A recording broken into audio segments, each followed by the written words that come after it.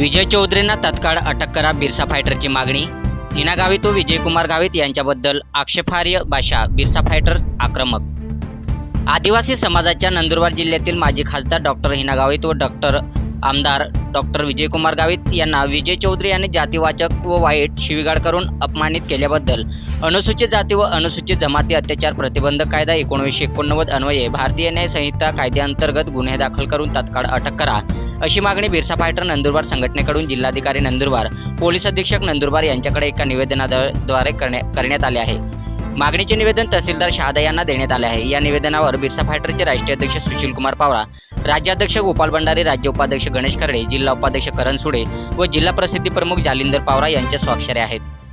नंदुरबार जिल्ह्यातील आदिवासी समाजाच्या लोकप्रतिनिधी म्हणून कार्यरत असलेले माजी खासदार डॉक्टर हिना गावित व आमदार डॉक्टर विजयकुमार गावित यांच्याबद्दल विजय चौधरी यांनी जातीवाचक, अपमानास्पद व आक्षेपार्ह भाषेचा वापर करून शिवीगाळ केल्याचे निदर्शनास आले आहे। सदर प्रकारामुळे आदिवासी समाजाच्या भावना दुखावल्या असून समाजामध्ये तीव्र संताप व असंतोष निर्माण झाला आहे। सदर कृत्य हे अत्यंत गंभीर स्वरूपाचे असून यामध्ये अनुसूचित जाती व अनुसूचित जमाती अत्याचार प्रतिबंधक अधिनियम 1989 तसेच भारतीय न्याय संहिता अंतर्गत लागू असलेल्या संबंधित तरतुदीनुसार गुन्हा दाखल होणे आवश्यक आहे।